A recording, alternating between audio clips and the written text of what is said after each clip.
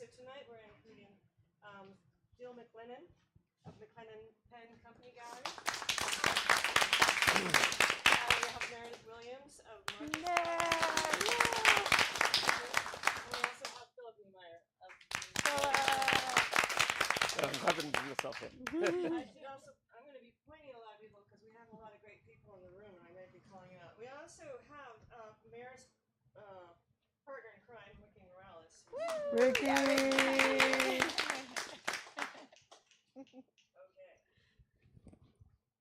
I'm a little nervous, I'm sorry. Okay, so we only have 3 seats to keep the combo comfy, but it doesn't forego all the other amazing people who can speak to any one given issue whenever we give a talk. So I would like to call out some other really great Austin galleries. Wally Workman, Lydia Gallery. Last Face, where is she? Yay! Davis Gallery. Mm-hmm. Unchained Gallery Art. Christine right here. You're reopening at a new location, which is very exciting. She came tonight after working all day to join us, which is really wonderful. And then also Cloud Tree. Yay, Cloud Tree! This is only to just name a few. It's constantly evolving, so to keep an eye on that. If you do want to know more about what's going on in the Austin art scene, you must check out Concept Animals, and Tiffany is with us tonight. We've got a dedicated listing of every opening every week, plus reports from the field in Austin and beyond.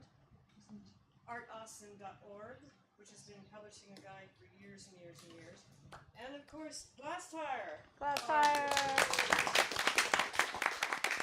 Our beacon of infatigable, I said that, warriors of art in Texas.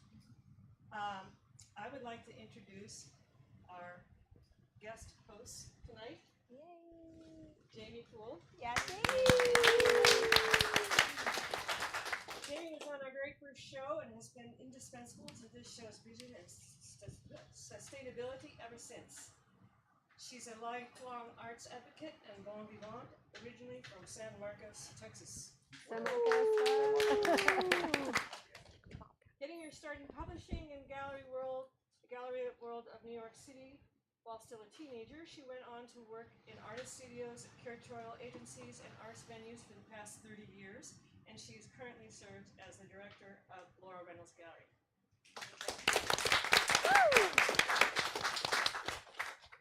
And I love her very much. Oh. We all do. Now, one thing that Jamey asked me to do to open with our very first show with Kevin and Jill and Jamey, I was actually the moderator, and I opened with a statement. That's very brief, and hopefully it will come up. There it is. Thank you. Okay. Art dealers, aside from artists, are the most salient risk takers in the art world. Bolstered only by their sharp eye and keen instincts, they show and advocate for the art that they believe in, build social currency face-to-face, and personally put themselves on the line to do it. It's not a day job. It's not safely nested within an institution, the winning side, or regulated public opinion. Rather, they're voluntary participants who water the edge and drive the conversation forward because, in Dave Hickey's words, it's a matter of heart and not policy, a matter of live commitment and not bureaucratic accreditation. And above all, they present new work, launch careers, and give their artists the freedom to make and get paid for the work they want to make without any intervention other than the powers of persistence and persuasion. Wow. That's you guys. Beautifully said. So we are returning that because a lot has happened in 3 years, and I'm going to let you take it from here. Okay. Hi, everybody. Thank you for coming. Welcome back to Gutterblood.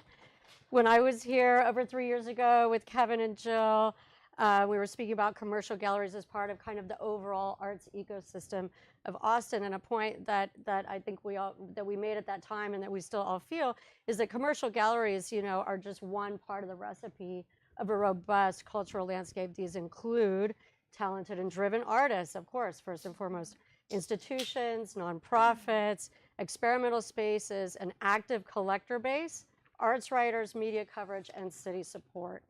And since then, I've loved being in this space, expanding our community and learning candidly and intimately about all manner of subjects important to our creative culture. I've really enjoyed the arts education talk, the tech and art, talk about collectorship, artist-run spaces, which I did, which was really awesome and fun to do, the Gallery for Black Studies at UT Austin, and of course, the much-beloved oral history of Austin art parts 1 and 2, which was really wild and fun and gossipy and a really cool trip down memory lane. So I just want to say thanks to Sono and to the Gutterblood team for, thank you, for just creating such a warm space for connection and like rich, really honest conversations where we can be real and be thoughtful and dream and talk about problems and have a good time together. So I'm so excited to have this space. So today, to celebrate 3 years, we're back with 3 gallerists who are fresh to the panel, but no strangers to Austin art, to talk about what has changed in those 3 years, what's important, what it means to have a gallery in Austin now, and where we go from here. So I'm so thankful to Philip and Mare and Jill for their time, generosity, and thoughtfulness as we've been preparing for this event. Brick and mortar galleries are where we go to experience art in person. So important. In person, in the round, away from our screens, and hopefully maybe with some other people who are there to do the same thing. At their very best, galleries are dynamic, adaptable, and they reflect what artists are feeling, thinking, and making right now. So what does it take to run a gallery? Well, a lot of the same qualities that the other cooks in the kitchen that I mentioned in the arts ecosystem, that they all have too. It's tenacity, vision, dedication, faith, and a whole lot of work, most of which you never see because it's in the background to not break the spell.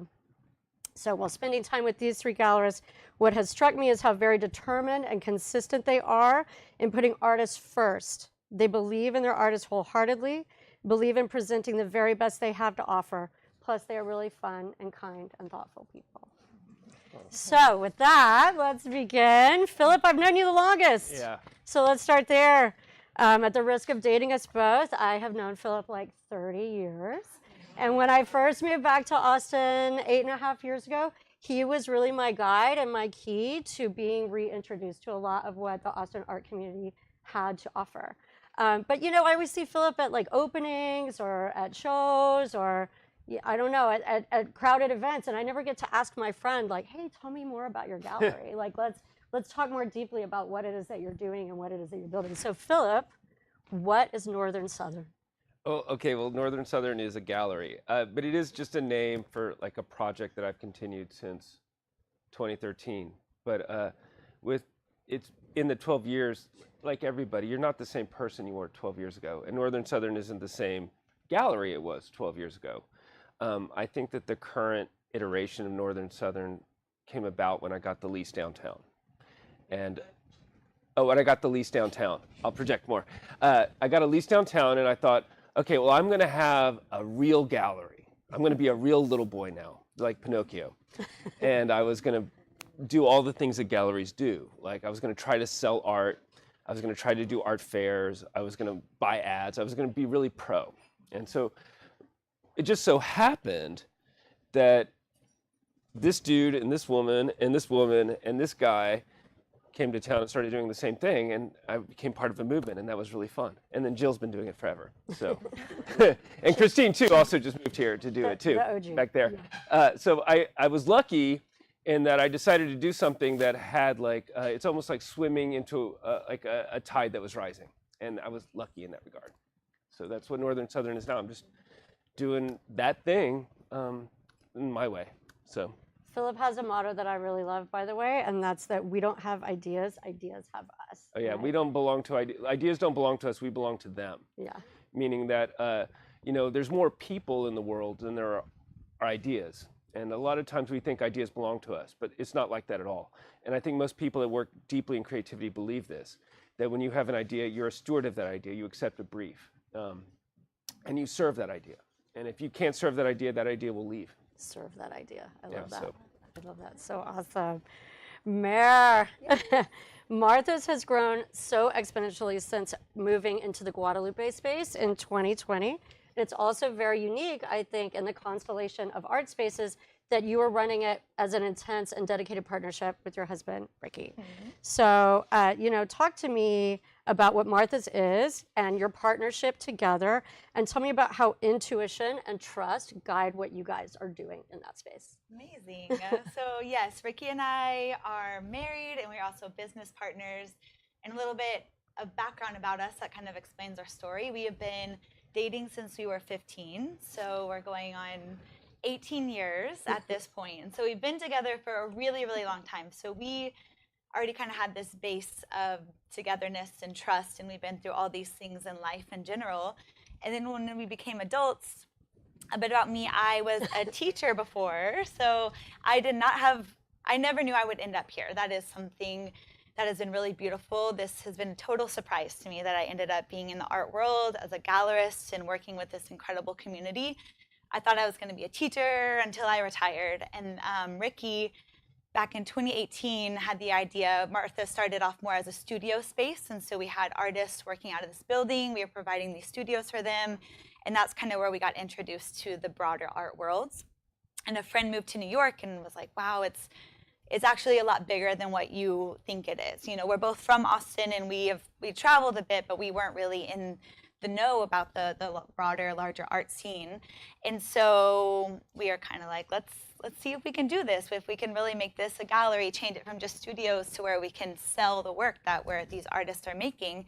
And from there, I kind of got burnt out from teaching, and in 2022 decided to go full-time at the gallery. And just about intuition, the whole time Ricky and I have kind of made our decisions based off of how we feel and what we feel is best and what we like and what artists we work best with and what artists we really love and what we would want to collect ourselves. That was kind of a big thing we started with. Would we want this? And if the answer is yes, then we feel confident enough to sell it and work with the artist. So intuition has been really huge for us because, like I said, neither of us had a art background or even really a business background, and so it's kind of crazy we're here, and I'm really thankful every day that we did figure out how to continue growing. And it's been a huge growth process, and kind of similar to what Philip said, and we talked a bit about this. Once we moved into our space on Guadalupe, we were like, okay, let's really, really dive in and take this very seriously. And sometimes the space really does affect how you feel about yourself and the confidence that you have. And if you're even feel confident to ask artists to show their work in the space, you want it to look good enough for them as well. And so I think moving into the space on Guad, where it felt like a real gallery, really made us kind of wake up to the idea that we could make this our career and continue making our passion most of the time profitable. And we're working on that always. Most of the time profitable. Yeah. And you've already expanded. Tell us about your second space just quickly too. It wasn't even, that was also, I also told you, one of my mottos, I'll explain it if we get to it, but it's destiny is all. Where, fate is written out, and wherever the cards land, that is where you will go. And we had no idea we would open a second space in the same city. And we got this really cool opportunity to open up in the West Side Market. In this store, Julian Gold, I used to shop there with my grandmother. Who would have thought, it's this giant clothing store. And we just got the offer to open up a little gallery in there with other shops. There's a clothing store, a bookstore, a coffee shop. There's a lot of things going on. So it's nice to have two different types of spaces. On Guadalupe, it's a standalone gallery. We have our open hours. It's almost a destination. You come there because you want to go there. And then in the West Side Market, people just go maybe shopping for a book, and they see, oh, there's a gallery. I've never heard of it. I want to go check out the art. And so it's more of kind of stumble upon in that way. So both are really awesome. We love both spots, and it's allowed us to do almost double the amount of exhibitions than we were before. So it's amazing great. In such a short time. Yes. That's so amazing. Jill, I thought your first two shows at McLennan Penn were such an inspired arrival. Your first show you showed really well-known art stars, kind of as if to say, like, hey, Austin, here's what I've done, here's who I am, here's what I can do. And then the second show, you invited anyone in Austin to come hang a piece on the wall, and the gallery is totally open. So as if to say, here's who I am. Now, Austin, show me who you are. And I thought that was such a cool way to land in a new city where you didn't know many people or hadn't spent even a lot of time. I just thought that was such like a beautiful and unique way to kind of introduce yourself to Austin and vice versa. So in the 2.5 years since you've landed here, tell us how your gallery and your program have kind of evolved. I know you've switched spaces. And how did you arrive at the list of artists that you're working with now? Like, what's the vision of McLennan Penn? Yeah. Like, from when you arrived and now here we are 2.5 years later. What has that arc been like for you? Yeah, sure.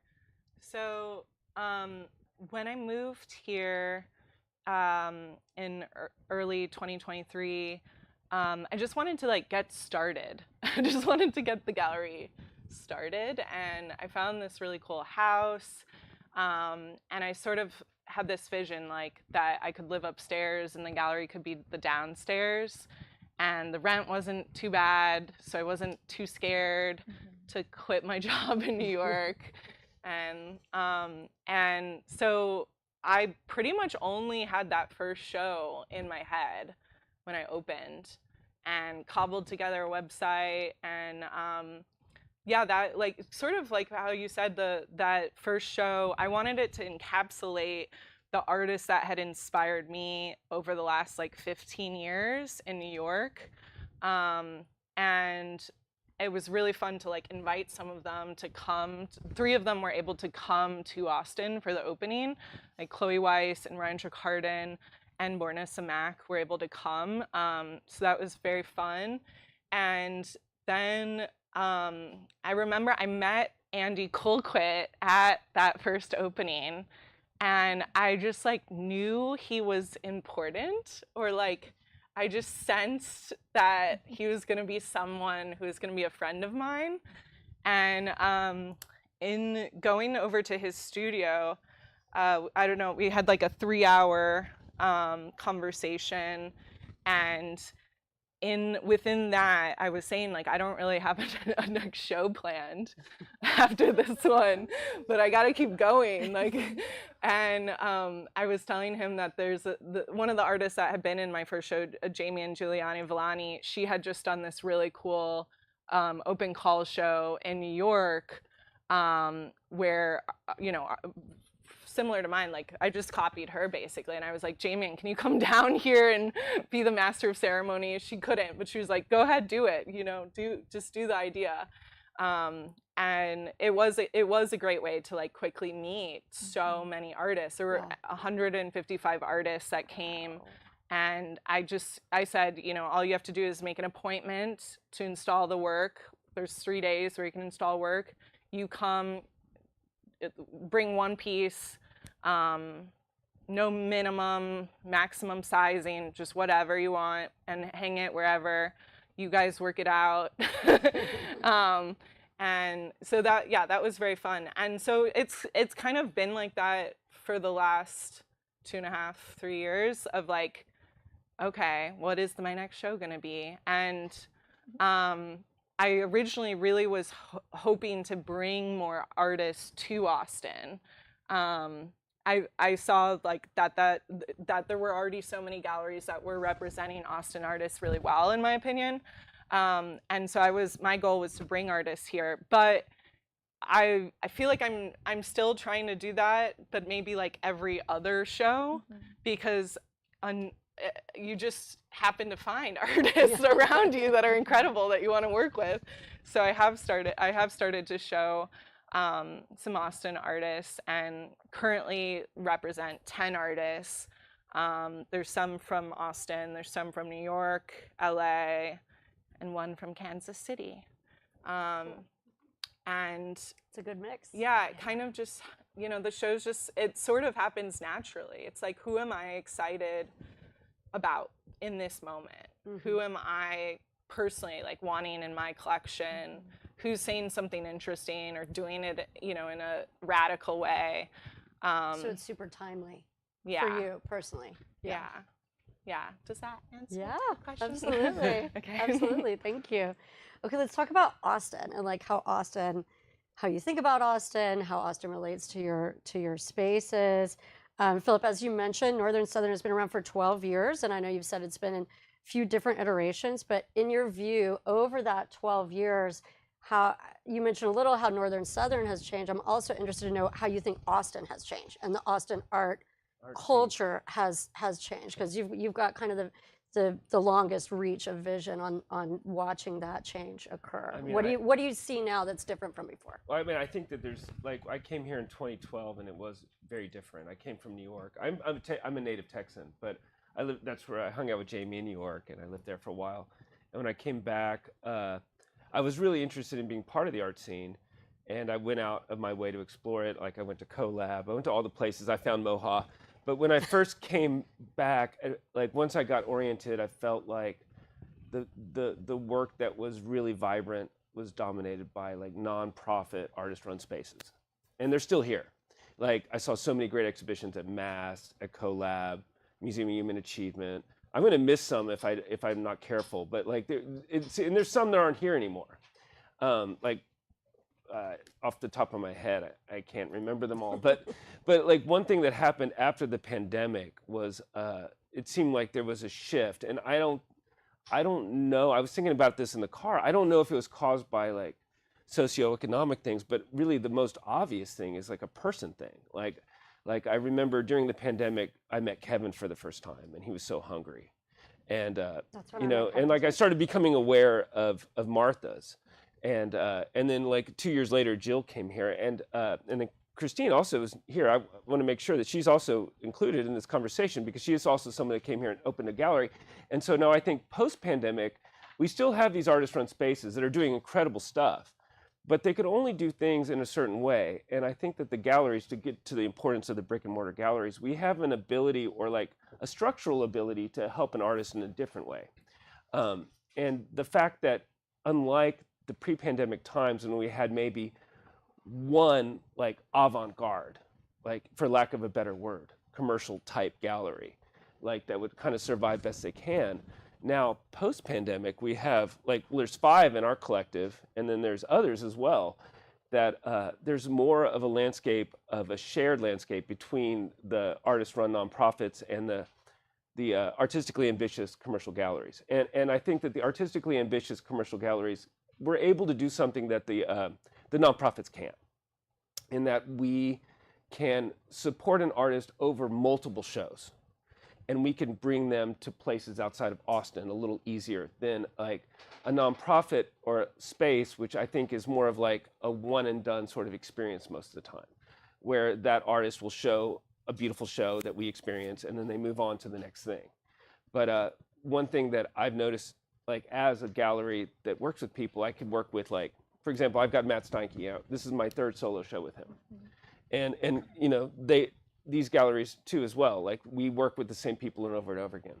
And I think that's the primary difference as far as an art ecosystem, or one that I see as a gallerist, is that kind of a more of a diverse mix of the people showing art. That's interesting. Yeah, So totally. And then let's see. Where was I? Maren, talking with you, the feeling that I get is that close relationships with artists for you guys are really the ties that bind, and a lot of those artists are Austin artists. So talk about Martha's like as its own community and how it relates specifically to Austin. I know you're both Austinites, you grew up here, you run your gallery here. Yeah. Talk about Martha's as its own community within Austin. And I'm curious, like, could Martha's exist anywhere else, or is this like a purely Austin endeavor? That's a good question. So yeah, we're both from Austin, and I'm 4th generation Austin, and I deeply, deeply love this city.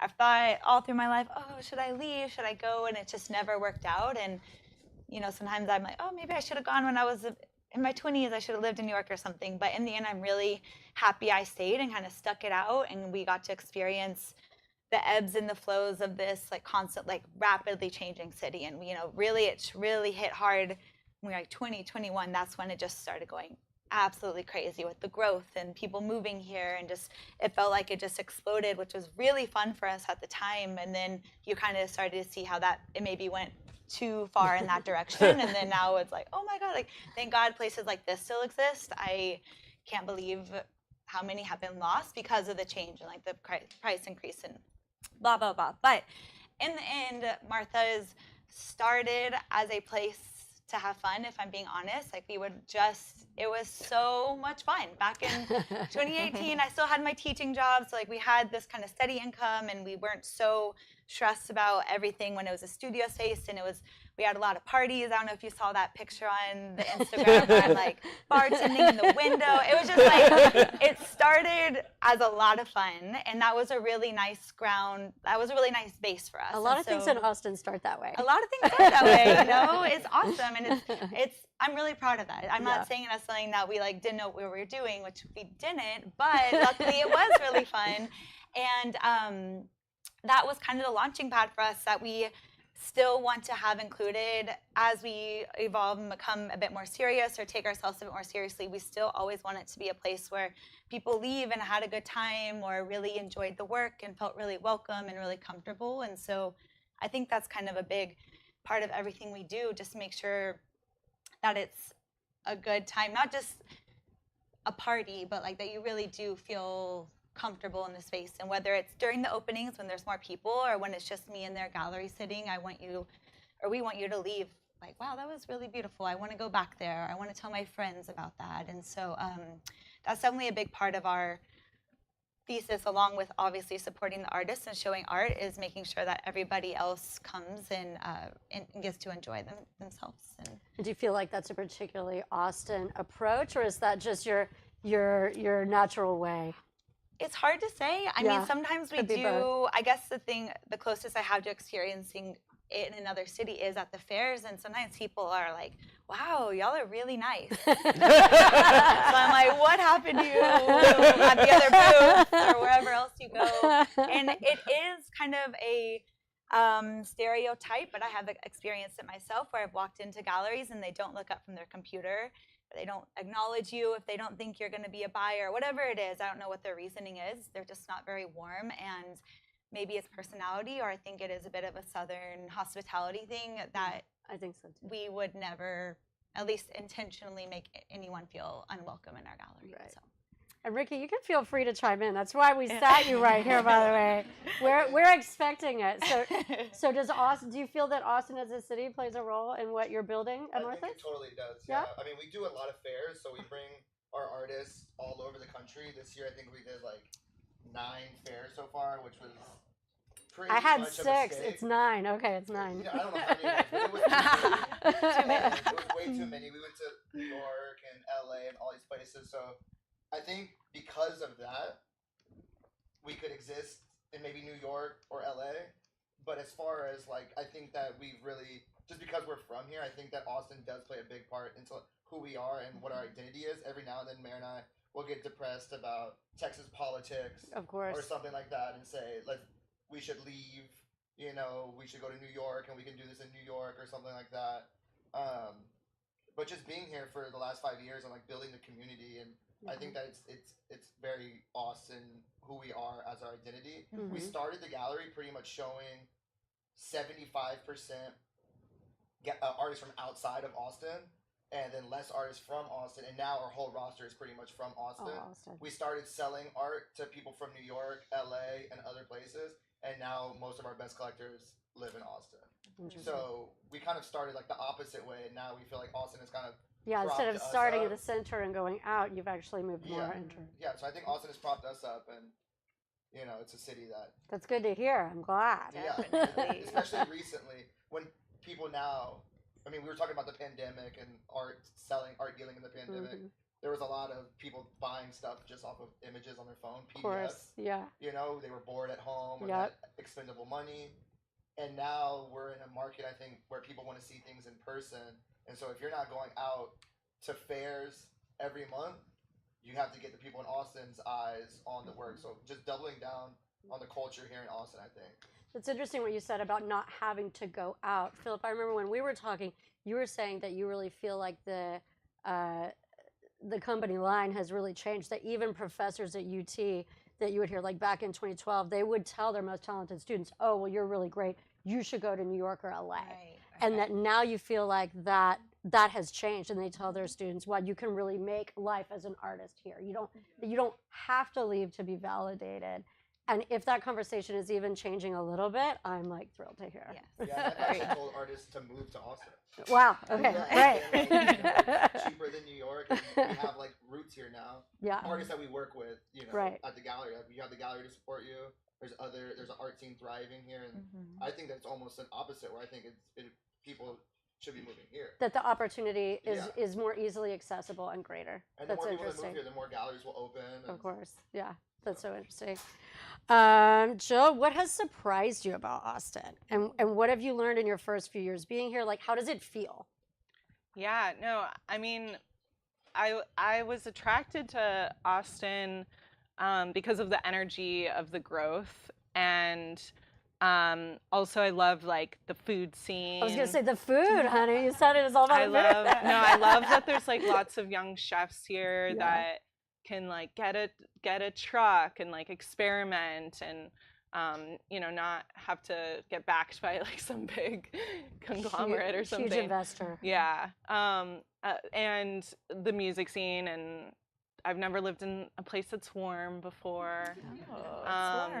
But you know, really like when I was poking around and making sure I wanted to explode my life in New York and move here, I came for in August, and Everybody laughed. yeah. No, I loved it. I loved it. I loved it. I loved it. And someone introduced me over the phone to Ricky, and we became like friends over the phone. And Ricky was saying, "Oh my gosh, you should move here. Like, I'll let you know if there's a space that opens up near me." But, I mean, it was just everyone was just very warm and welcoming in a way that was surprising. And yeah, it felt like I met so many people in the scene here so quickly, and everyone was genuinely nice. And you know, like in New York, there's like, it just feels like you're constantly trying to make space for yourself in every way. And here it was just so exciting that it felt like there was room for me, there was room for my gallery, my like program. And yeah, so that's what I was excited about. That's so great. And that's how it's been. Yeah. And I wanted to ask you this earlier in relation to your business and left it off, but I love your stories about, you had many very influential, high-profile women mentors like throughout your career, and you shared a lot of really fun stories with me that you don't need to share publicly, but they were great. I just want to know what lessons you brought from those experiences. You've had all women bosses, all badasses, all intense personalities. Yeah. What lessons did you take from that, like very intense, however many years, 15, that you were working in these high echelon galleries? What lessons did you take from that you're now using in a brand new city? And what does it feel like to like step out front as being your own boss for the first time? Thanks. Yeah, no, I've only ever worked for women, which is kind of crazy. I've only had female bosses. But yeah, I guess like each one of them, you know, you take things from. So like my most recent boss was Eva Presenhuber, who has galleries in Zurich and Vienna. And I had run her New York space for 6.5 years. It's no longer there. And from her, I think I learned that like she, when she would see an artist's work that she was really into, she would just like offer them a show on the spot. And like she was fearless in like trying out ideas and artists, and just sort of like seeing how, you know, see how the show goes, see how the relationship pans out, see what it's like working with them. And like she literally represents like 40 artists. Wow. And has had the gallery for over 35 years. And so, you know, she had started with like Fischli and Weiss and Franz West and Ugo Rondinone and Urs Fischer, and then it's like grown, and she keeps adding. She just keeps adding people. So I think I learned that from her, like just try things. Like it doesn't, you don't have to overthink every show. Yeah. It's just, not life or death. Yeah. Every show is not life or death.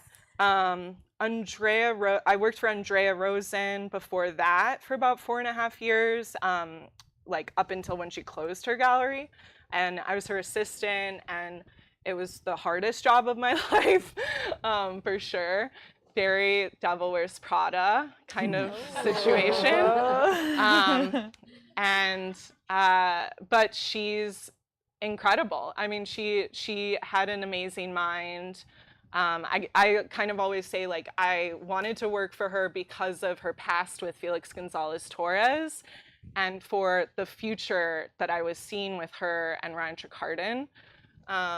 And she was one of her favorite words was rigorous. She was rigorous.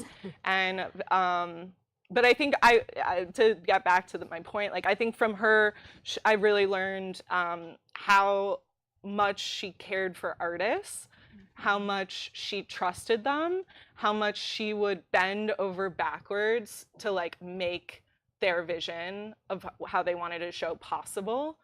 Like she basically never said no to an artist.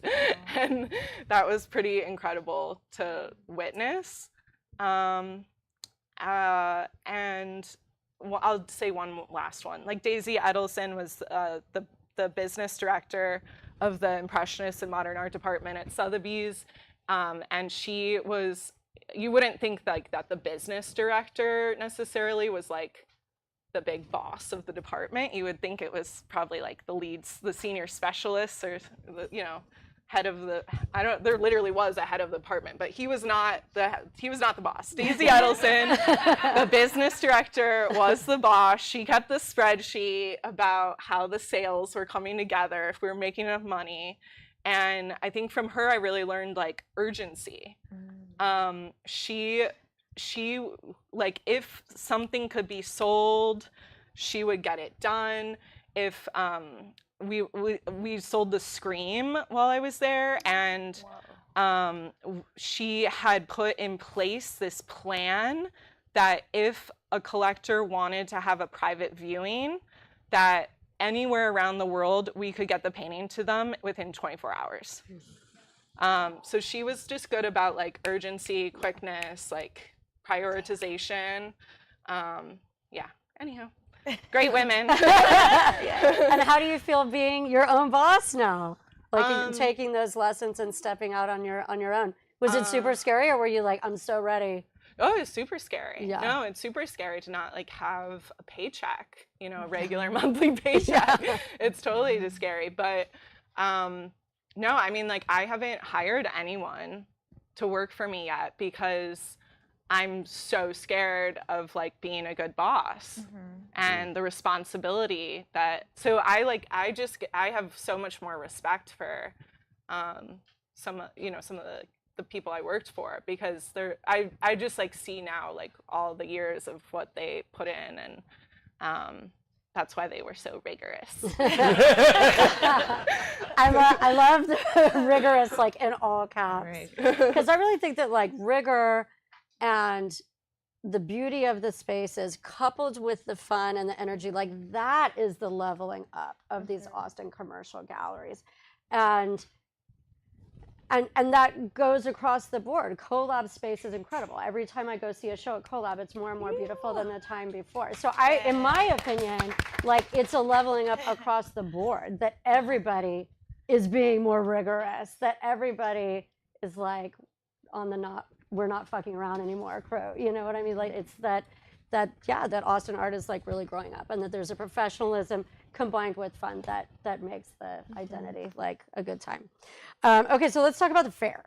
Friends Fair was like a huge success. I loved going to it. If y'all didn't go last spring, you missed out. You got to go in May.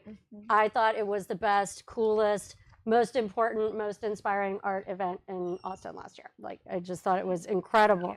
So let's talk about, Philip, like, how did the idea for Friends Fair start?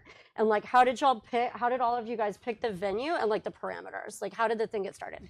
Well, I remember we were at Ricky and Mayor's condo, and Kevin was like hot, and he was like, let's bring the people to the art, or like, let's do this thing. And I was like, I'm all in on anything crazy. So I was like all in, but then everybody else was too. And so I was really excited about it. Like when Kevin said this crazy thing, let's start a fair, I was like, yeah, let's start a fair. And I was just crossing my fingers that everybody wouldn't shoot it down, and they didn't. They were all in. I only agreed once we said hotel fair, because okay, the structure's there. Yes. Good. Yeah, then you don't have to build walls. a booth. Yeah. Do all the things. Yeah, so how did y'all land at the Lauren Hotel as the Well, venue? Penny Aaron is an art consultant who has a great taste, terrific taste, and I think she's bought from every one of our galleries. So we had a connection there, and she hooked us up with the people at the Lauren. And it's a great venue because they have such an art focus at the hotel. So it was like fortuitous that they started a hotel with an art focus right when we wanted to start a fair. They didn't know that we needed them at the time. So. And it was 3 days long. Yeah. And each of the 5 friends of galleries, which is Ivester, Martha's, Grey Duck, McLennan Penn, and NS, Northern Southern, they each had a room, and then y'all invited, 5 galleries from outside of Austin, right? Yes. So it was 10 galleries total and 2 nonprofits, and that was the format. So you'd go from room to room and kind of have these experiences in each room. Jill, you participated in the largest, most famous art galleries in the world for many years. And Martha's has done 6 fairs in the last 6 months, I think. So you guys both have an intense experience, quick and long term, about fairs. So I want to ask y'all, all of you, like, are art fairs important? Like, why? Why do we care about fairs? Are they important, and why? Art fairs get your artists, especially regionally, like for galleries in New York, LA, it might not be quite as important. It might just be more of like a commercial sales thing.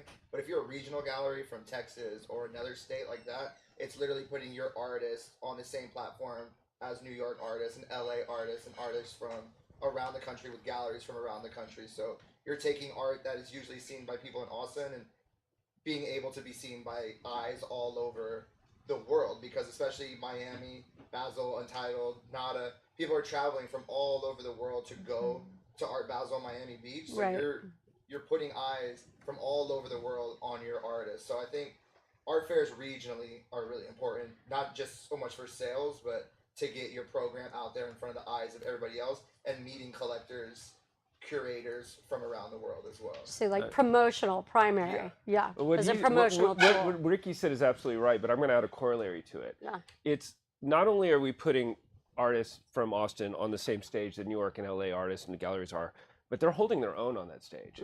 And we're able to see that they hold that own on that stage. And so it's a validation of what we're doing here, because we're seeing like artists like Robert Alvarez, look great like next to anybody that anybody brings, right? Like, so that is something like, it's almost like us showing up and realizing, hey, we got something here. Yeah, and almost even more than that, it's putting Austin as a city a bit on the map of the art scene. People will go, oh, Austin, like what's up there? Like they don't know anything about us, or they're like, I know y'all have music. They only know kind of a couple things about the city. And so I think the more times you show up and the more times Austin is on those little maps it's like Austin, Austin, Austin, I think it's like, okay, there's actually something going on there that I should be paying attention to. It's not just this little Texas city that doesn't have anything going on. And so that's been really huge to have those conversations where people are actually pretty curious about what's going on in Austin and Texas and the South in general, because it kind of is like in the United States, it's LA, New York are the main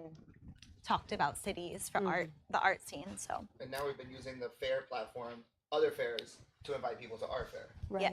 Telling people that we have a fair that's just as good. Just you can look around the galleries. We have this gallery that's coming to Austin next year. That gallery that's coming to Austin next year. So trying to keep that quality so we have the same kind of fair, as other cities do.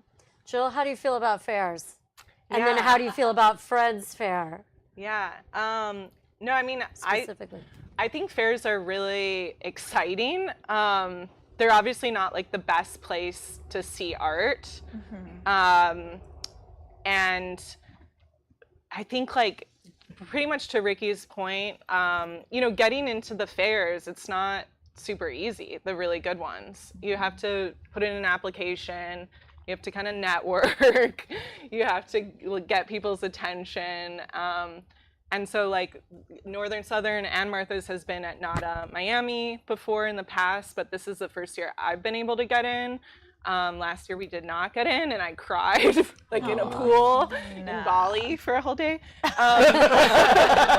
We were in a pool in Bali. Yeah. But no, it's like it feels really important to get that stamp of approval from the bigger international art scene of like, you are a serious gallery, and you know, your program is good, and you when you become a NADA member, like there's a whole what is it called? Noodle? What? Noodle? No, not the noodle. Don't talk about the noodle. All of the like the motto, the I don't know the motto. Code of ethics. The code of ethics. Thank you. Code of ethics. There's a whole code of ethics that you're signing up to when you become a member.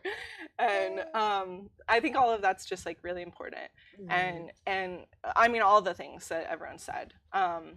But it's for me this year, going to NADA Miami is gonna be important to just like have FaceTime again with big collectors internationally that I've not seen in 3 years, and to let them know I'm in Austin, and you know, hopefully expand that the collector list that's buying from my gallery, because honestly, like Austin, the collector group, it's still in a growing phase, and to really survive and to like get to the next level of growth for the gallery, I need collectors in other places too.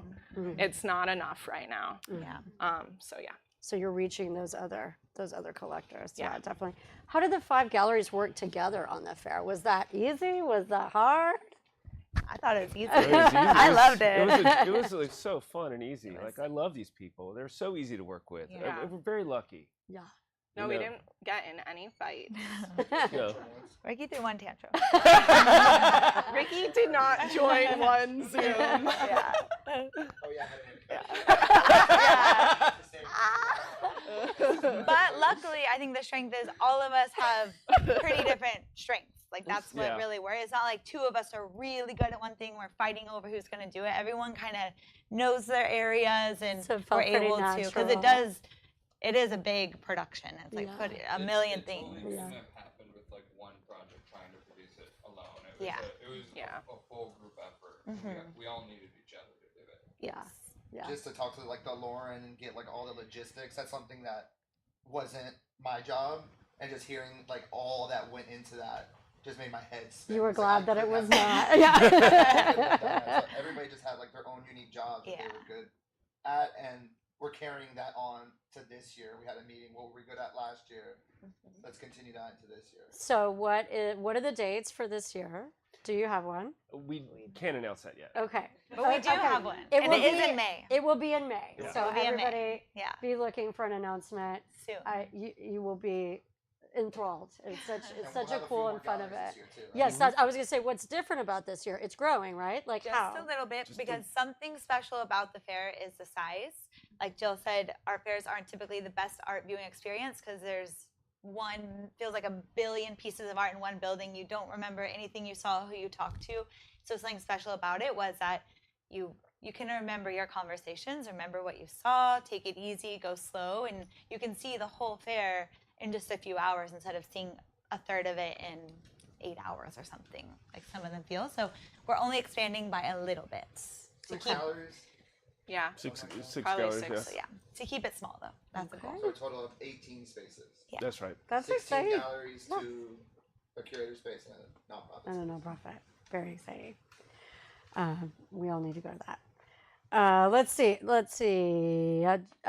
Jill, we talked kind of how you've been working toward your roster, but I think everybody loves to know How does a gallery choose the artists that they're working with? So I guess Philip and Mare, how have you arrived at the artists that you're working with right now? You go first. It's been definitely a growth process. People are sometimes shocked to hear a lot of it did start on Instagram. The internet was really helpful at the beginning when we didn't really know the direction we were going, or a lot of artists, we didn't have the base roster in mind. And so Ricky, I will say, if he wants to answer a little bit more of this, he is definitely the main curator of the gallery. I definitely support and help, but he definitely has like the curatorial eye. I don't know if you want to speak. Yeah, I think that we just started on just finding the first show we ever did. We just found everybody on Instagram and invited them to do a show.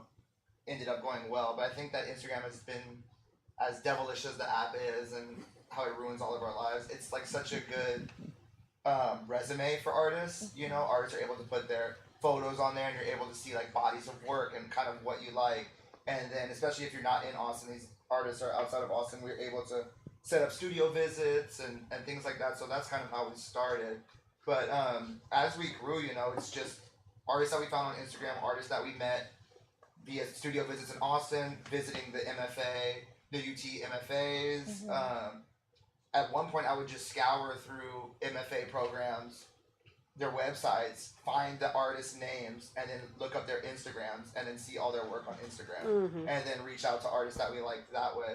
But I think that for the most part, making the roster grow has just been whose work, I mean, the work that, you know, you like the most, that you relate with the most, but just who you get along with the best and who you have such a good working relationship with, because that's really a big deal. It's kind of hard to work with somebody for a long time if you don't get along, you know? And so, yeah, so over the years, we've kind of just like honed in, kind of like Jill was saying with Ava, President Huber's approach. Throw a show, see what happens, and if the people love it, great. You know, if the people don't love it, I mean, still, it's, I don't know, whatever. But, people always love it. But I mean, like, you know, kind of throw a show, take a risk, see what happens. And, you know, one of our artists who we consider to be, you know, our most successful artists, we gave them like a backroom show at first. And we just wanted to take a risk and see what people would think. And we sold that show out, and things like that have just happened. But I think it's just taking risks, seeing what artists kind of work with your program. Because, I mean, you have 10 shows a year. It's not always every artist in your program. Right. There's always room for somebody else to kind of enter that long-term trajectory, I think. It's just kind of a natural growth. Yeah. And we don't represent anybody on paper. So we just work with artists. Verbal agreements. Verbal agreement, handshakes, and that's kind of how we work with artists. And I write them a love letter. Yeah. It's not like no one signs it, but I write them like. Do you sign it? Like, I love do. Jill? I do. Yeah. I kind of explain like what I think the relationship's supposed to be like, and kind of my expectations, what I'm proposing I can offer. You know, like how often a show I'm like hoping to offer them, and you know, every 2.5 years, something like that. You know, it kind of goes into details. Don't post everything on Instagram. Stuff like that. Hold back a little. Yeah. If somebody's trying to poach you, tell me. Philip, how have you arrived at the roster that you work with now? Oh, it's very organic. Like, there is a little bit of Instagram, especially in my early days when I was looking for people. Like, I think I showed Jessamine plots like in 2015. That was Rachel Freeman found your work through Instagram. But a lot of it is long-term relationships, and it's odd like how many are like long-term friendships. Like right now I'm showing Matt Steinke. I'm going to opening a show Matt Steinke and Michael Berryhill. And Matt Steinke, he's a phenomenal artist, very unique. This is his third solo show. I've shown him since 2014. But like I first was aware of him. This is completely tangential. He was a rocker. He was in like a lot of the Riot Girl type groups out of Olympia. And I went to go into 33 Degrees, which was an old record store in Austin, to buy the Mocket record that he was in before I even knew who he was. And that's when I saw the woman I married for the first time. So I always loved Matthew Steinke. And so like when like I find that like, and y'all might find this too, like I find a simpatico with a certain kind of personality, and we work together really well, like, and it kind of just settles that way. And while I do have my taste, what has happened is my taste has really expanded by the artists I show. Like they broaden me. and I find myself craving artists that think in ways that I don't think, and make things that I can't see until I see them. And so I'm hungry for that. And I also have seen that, like, because I've been around for like pretty long time and worked with some people consistently, I've seen how they've kind of gotten better and better and better and better. Like, I've seen this in an example, like, Matt's been doing great work forever, but Michelle Marchessault, for example, like seeing her evolve, her work evolve from like this kind of constructiveness to like this almost like Odeon influence, sort of day glow, sort of Fauvism. I find like I discover artists in other spaces. Like, I first saw My Snow at Collab, and Sean hung a My Snow on his culvert wall, and it just looked so phenomenal. I kept thinking about it. So then I was like, who's My Snow? And I'm going to go see whatever My Snow's doing, you know, like, so just being in the community and like meeting people. And I do feel like, I'm going to say this, like, I don't think every gallerist is for every artist. Like, this is like, I have a particular artist that I'm like, that goes with me pretty well. That's not to say that I'm the best gallerist for every artist. I'm not. And if I was to choose a gallerist, I would choose Kevin, probably. But if I is an artist, you know, everyone loves Kevin. So like, it is a relationship, and it's like a friendship, and it's like dating. It's like a lot of those things. It's so like dating. Yeah. Yeah. So like dating. Yeah. Therapist. Yes. Yeah, very much. And all of you have commented that there's, you know, it's such a fun and easy relationship between the 5 galleries because you all have your own artists. That there's not a lot of overlap or competition, that it feels like kind of a unified coalition uplifting galleries and artists together. There's not like, oh, I wish I had that artist, or like, but that everybody's kind of doing their own thing. And I just so respect look that. at all these different programs, and I'm like envious of everybody's Right. program. Like, I love Yeah. so much. Yeah. Like, everybody shows such great work, but there's definitely enough room in this town for even more galleries. For way, even way more. Yeah, we don't. Totally. We very purposefully don't step on each other's toes. You know. And it's natural. Yeah. You know, like, I agree. like, I think it's great. Like, we all have different taste, you know.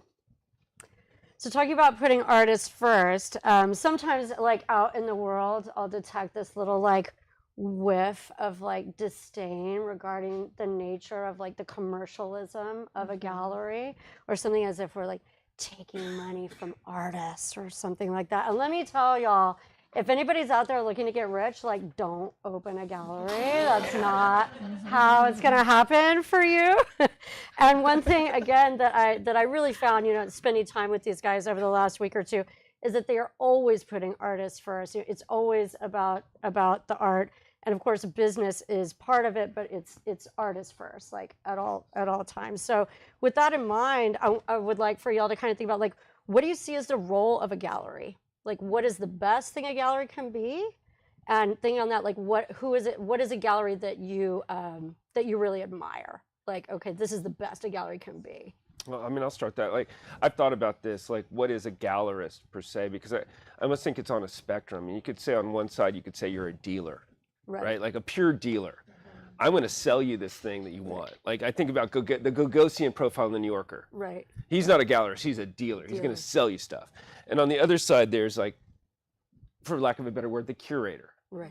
Like, I would think about Dave Hickey in the 70s. Like, Right. He's like on a mission, right? Like, the commercial aspect of it is almost like how, Like, not why. he's like angelic in his And I think a lot of gallerists, like, I think gallerists kind of exist on the spectrum, where we sometimes, like, we lean to one side or the other, maybe situationally, maybe by, like, we can hover over here, hover over there. So, like, to like, as far as the commercial aspect of it, there's always been a prince. There's always been a king or a queen or a royal family that is supporting the arts. Patronage. Like, a patronage. You could go to, like, it could have been the Pope and Michelangelo, or it could have been, I don't know, Ramses and whoever made, like, the pyramid or whatnot. But there's always been somebody with money that's telling the artist, this is what we're going to buy. And it just so happens, and this is not necessarily a negative thing, that in capitalism, one of the advantage, we dog on capitalism a lot, but one advantage of capitalism is there's not one prince. Like, like the job of the gallery is to find princes for all our frogs. you know, for lack of a better word, like that, like we're we're go-betweens in the market. Yeah. We're therapists. Like I'm an installation designer a lot of the time.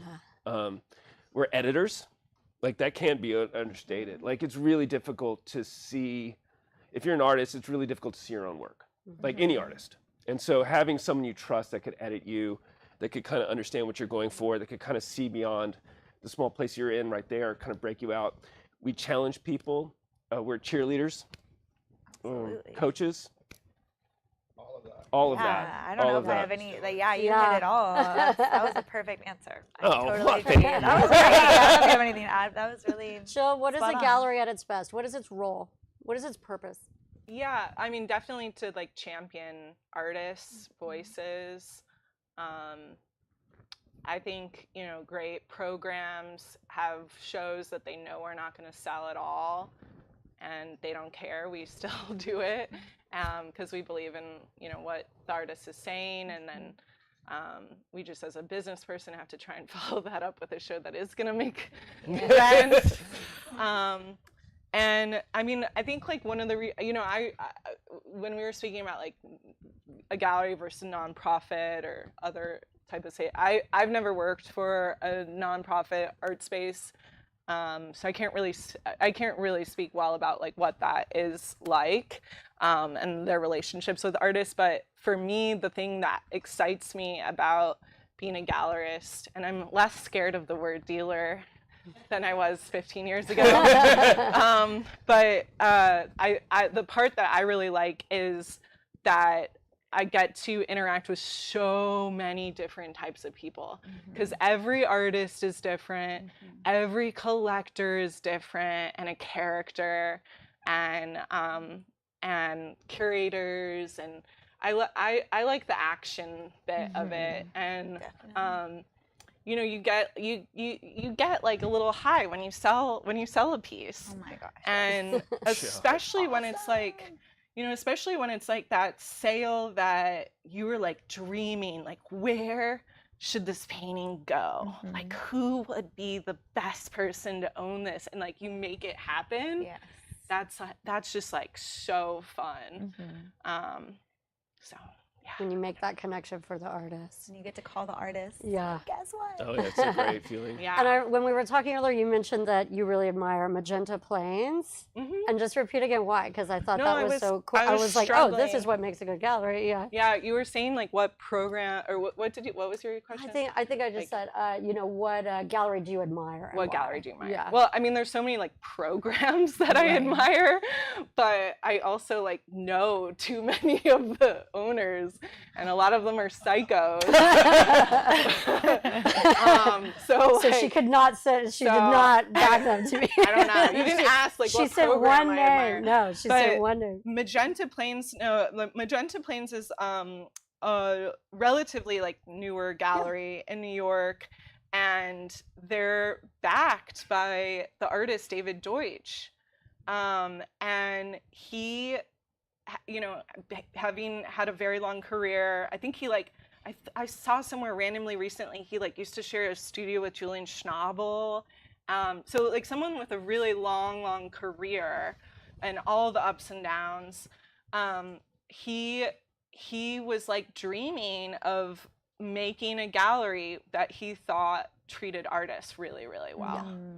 And so that's kind of, I think, like their base. I thought that was special. A gallery that's backed by an artist, that's purpose is to treat artists well. And I was like, yeah, of course, totally.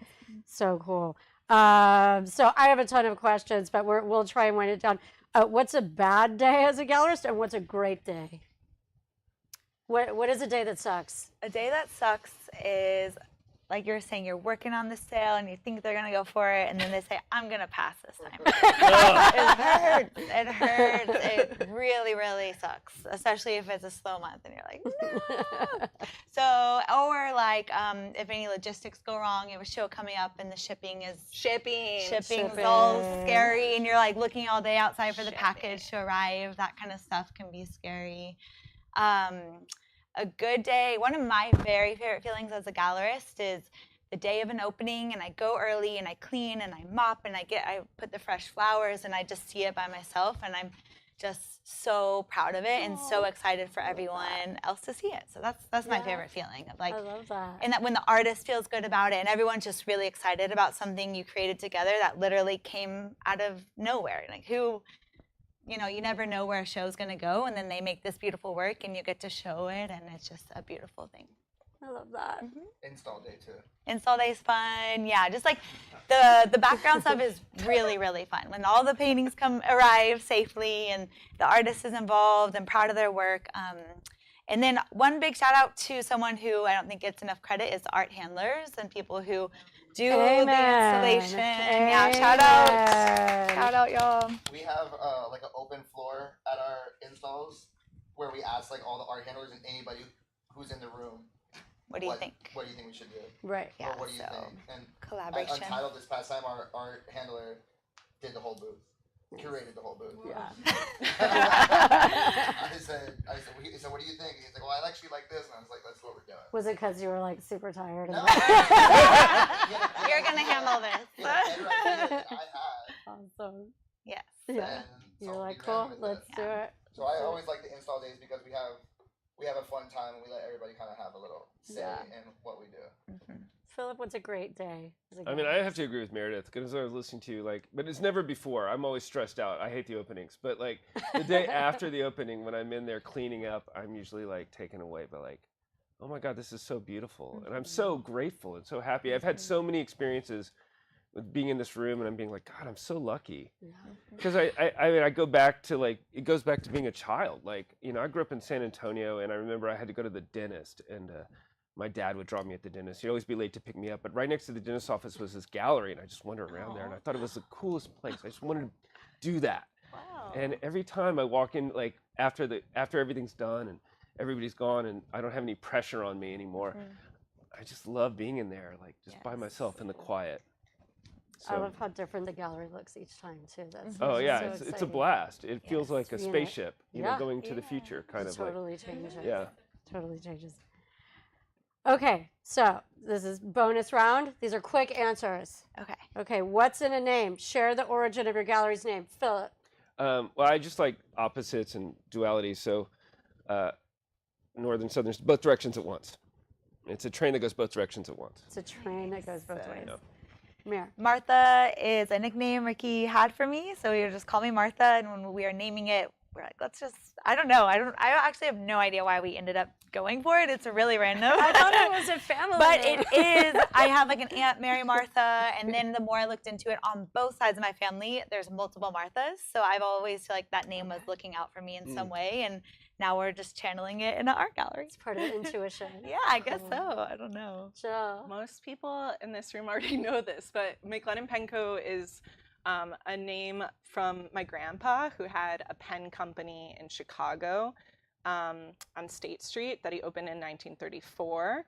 Cool. And the pen shop does not, it hasn't existed since he passed away in like the early 70s. So I just had a meeting with my aunts and asked if I could have the name, and they were like, of course. And they give me the pens and the old advertisements and old business cards and pictures, and it's really fun to imagine. I never got to go to that shop, so it's like this myth within our family, and I never got to meet my grandpa, so it's just Beautiful. And you have the coolest sign. Thank you. Yes, It's a beautiful it's sign. so good. It's amazing. So good. If you weren't a gallerist, what would you be doing? Philip. Well, I'd probably be a designer, but I'm a designer anyway. So I was thinking about this, that maybe like I would get into, like now I think I'd be a lifeguard. Totally. I could so see that. Yeah. I would want to have my own kind of like nature camp for kids or something. So like something with education and nature to where I could be outside all day. Not a dancer. Nature. Dancing's for fun. It's in the past. Yeah.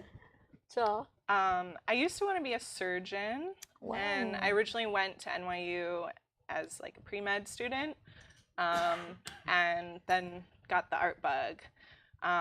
But if I wasn't a dealer at this moment, I would probably be very sad. My whole identity, and I would probably just become like a nail. A nail tech? Yeah, nail nice. tech. I would just do fancy nails. I can see that. Wow. Yeah. Cool. Okay. That's a surprise. If you could choose an Olympic sport, what would it be? Philip. Well, I mean swimming, but that's but we gotta go to Jill. Oh, you said No, say why. I thought you were gonna say ski. why. Oh, I'm not yeah, gonna you say gotta why because this is on camera. Yeah. But just suffice to say, the Olympic Village is a hot place to be. For swimmers. For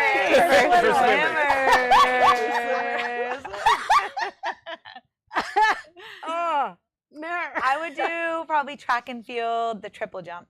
Triple jump. Figure skating. I used to do figure skating. So Hot. that would be cool. Hot. Love. If I Love. could actually do a triple axel. Can you really? No. I Okay. can't. It's like, what? What's currently on view at each of your galleries? Oh, I have a show opening this Friday. I think it's going to be terrific. It's Matt Steinke. He is not like any other art. He's a kinetic artist who makes robotic musical sculptures, and they function as music, as sculpture, as machine, as concept. He's when he first started making these octant machines, they were designed to accompany him on his rock band. But now they have like a sculptural element that's really polished, and some of these things don't even move around, but they're still beautiful. Wow. And then in the back room, very lucky. This is kind of a reverse of like you have to leave to go to New York to do it. I'm showing Michael Berryhill, and Michael Berryhill went to UT Austin. He came back and hung out here for a little bit in the early zeros, and then went to Columbia, and he's phenomenal painter. Like I would say like a painter's painter, like very influential on his peers. In LA, he's represented by Night Gallery. In New York, he's represented by Derek Keller, and we have a little mini show of Michael Berryhill It's in amazing. Austin. Amazing. What about Martha's? We have 2 shows up at the West Side Market location. We have about a week left, right? Week left of Brooke Burnside and Carlos Rosales Silva. And then in Hyde Park on Guad, we have Cal and Hale.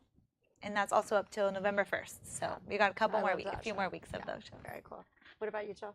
We just closed our Any Cool Quit show. Which was awesome. And so now I'm deinstalling and about to start install with Lindsay Laszlo, who's an Austin-based artist who actually has a studio space at Andy's place. Oh, so, nice. And she's making all types of medium. She's a great painter, but she doesn't really stop there. There's going to be 3D printed sculptures. There's going to maybe be a blanket. There's maybe going to be a stuffed animal. We have to show up to see. There's some drawings, and it will be very fun. Awesome. That's Thursday, October 23rd. October 23rd, Thursday.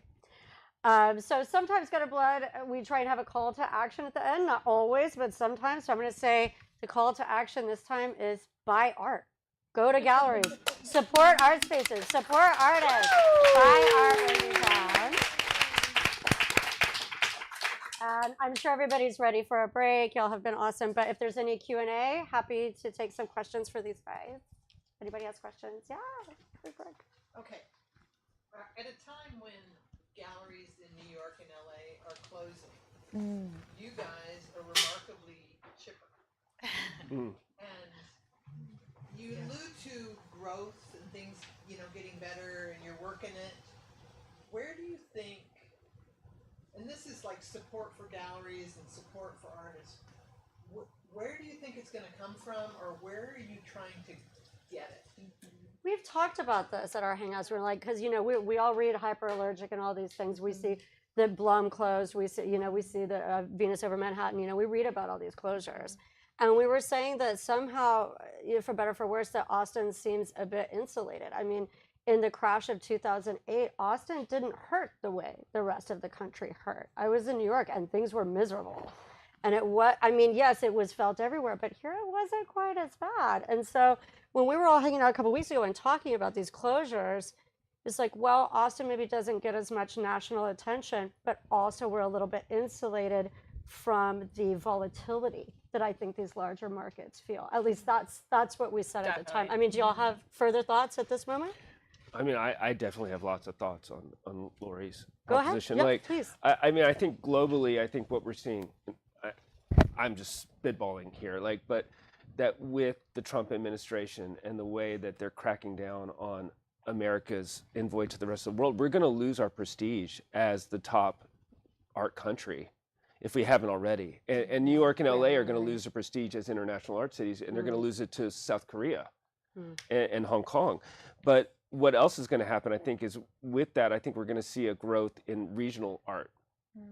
And I think that one of the beautiful things about what is possible in Austin, you know, what we're seeing now is like we're all leveling up in a big way, like the artists are, and I think we are as galleries too. But I think what we have is an amazing opportunity to build something unique and beautiful, which is an art community that's just as rigorous and produces work that's just as exciting as LA in the 70s or New York in the 70s, but has a cohesion that is warmer, friendlier, kinder, more inclusive across levels. Like, we experience the art scene in New York, it's brutal. And I've heard about LA, it's brutal. It's not like that here. Like, we're kind to each other, and we can build an art scene that's just as great, but more human. So you feel like the support that Laurie's talking about and the investment will come locally? You feel strongly that can happen? I mean, I'm not really a money person. Yeah. All I see is the art, and I see like the strength of our community and the shows we're doing and the things we're doing. Like, there's so much ambition, there's so much kindness. A lot of the galleries that are closing too have really high overhead. Yeah, that's true. We're scrappy and young. Blue chip, Yeah. you know, It's a fact. talking like 3 spaces. Yeah. Right. Hundreds of thousands of dollars in rent alone, shipping massive crates, you know. Or they're at the end of their life cycle. I mean, a gallery isn't forever. Yeah. You I know, mean, there's like, no guarantee. Could be forever. Oh, it could be, but we're comparable to, like, our galleries are kind of comparable to like the Lower East Side galleries Very much so. in New York. So we're not like the big players. Like, Yeah. if one of us closed in New York, they wouldn't even make an article about it. probably. Right. So, Yeah. you know, I mean, it would be beneficial to the local community and the local structure if people who for years have felt like, oh, I need to go to New York to spend my money on art. I need to go to Perry Photo. I need to go to Basel. You know, they're like, well, I don't have as much money as I used to, but I still want to buy good art. If they're spending it locally, it's more affordable and they can get great stuff. So why, you know, it'd be nice if they don't have to go elsewhere. Well, Where are you looking for support? Is it? Well, you can't look to the government anymore. It used to be a time when Austin really was not a moneyed community. Right. Right. And that's That is different now. I mean, there is money in this town. So, what kinds of, what pockets of people, what types? Is it young people, old people, money people, regular people? I think we like Inexpensive stalk people? everybody. Yeah. Like, anybody that has ever showed interest asked what a price is, and like, you know, obviously looking So at that just means people that walk in your door. no, like also just like Instagram, if someone, I don't know, comments on a post or, but also, you know, like we are looking at who are the big collectors, who are the big players, who's all of a sudden starting to collect, who's supporting the museums. Like, that's public information. You can look up their names, you can find their Instagram accounts, you can guess their emails. Like, I mean, like, Jill's talent at outreach is really It's impressive. really amazing. And I think that's very a big purpose impressive. of the fair, of Friends Fair. I mean, we started our group FOG to build the collectors, to be transparent. We're like, how can we, you know, really support this collector community? And it went from just doing kind of small things with a few collectors to let's do this fair. We're essentially throwing a fair for the city of Austin, for the collectors of Austin, so they really recognize you, like you said, Yeah. you can buy art here. That is incredible. That will change your entire home. You're trying to tease out those interested parties and get them to become a part of the Yes. circle through events like the fair. And convincing them that the work here is top Exactly. end. Yeah. Because it used to be people would just not buy here. no. yeah. I think I think the future is going to be the opposite, because when you buy from Austin, you're buying a community. It's like you're not buying like a singular artist. You're buying an artist that represents a time and place that someday may be something that people want to remember. But also, our galleries are mostly like selling works that are 15,000 and under. Yes, it's true. And so, like, you know, when I'm selling works that are 2,000, a lot of times it's like to someone who's never bought a piece of art, Right. and that's very exciting. Brand new Like they